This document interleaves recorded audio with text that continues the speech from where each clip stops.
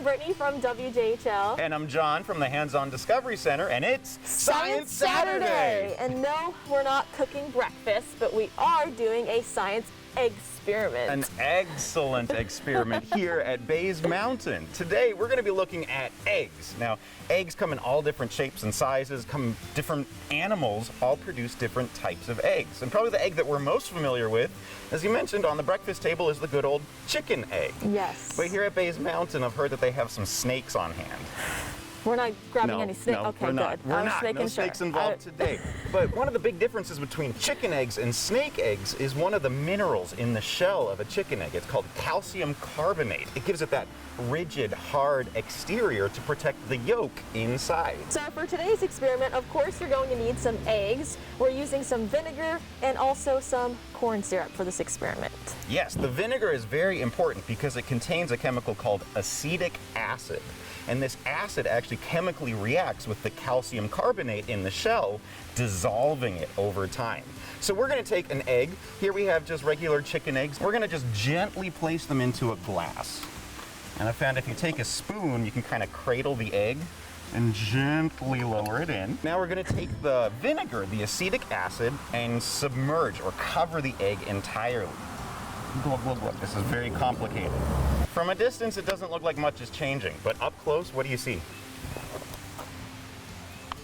Bubbles. Bubbles! It is actually forming bubbles around the shell of this egg. The acetic acid is already starting to eat away to dissolve that calcium carbonate. And as it does, it produces these carbon dioxide bubbles. They attach around the shell and will actually start to lift up the egg. So using that same spoon, you may want to just kind of anchor down the egg because this is going to take a little time.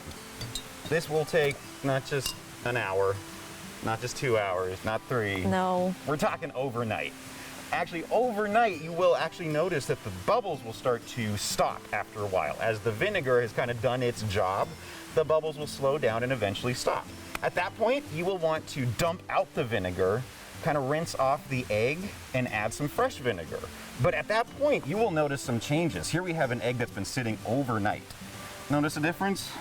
It's squishy. Yes, it is starting to get squishy before and after. You notice some spots where the eggshell has dissolved completely, but it's not done yet. We're not going to wait another hour, another 2 hours, another 3 hours. Another day? A whole nother day. Another day. 48 hours this experiment will take, but when you're done, trust me, it is worth it because you will have these fully naked rubber eggs, and they are squishy and soft, kind of like snake eggs. But these eggs without the calcium carbonate barrier are bouncy. You can take it and bounce it on a table.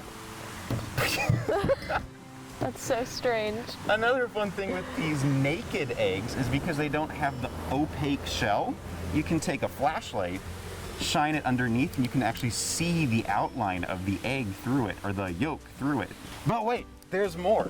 Now that we've dissolved this protective shell, you can expand this experiment by taking your naked egg and putting it in another glass. How about that jar over there? It's bouncy, so you can just drop it right in. Yeah. And we're going to cover it this time in Caro syrup. Similar to the vinegar, just cover it up, no need to measure. Perfect. Yum, breakfast. Vinegar, eggs, and syrup. That's my favorite. After another night's rest, you will notice that your egg, while still clear, will actually have shrunk quite a bit. That's because the Caro syrup is very high in sugar and will actually pull out a lot of the water, a lot of the moisture inside of the egg white through a process called osmosis. Well, thanks for joining us, everyone. And we will see you next time. Bye. Bye.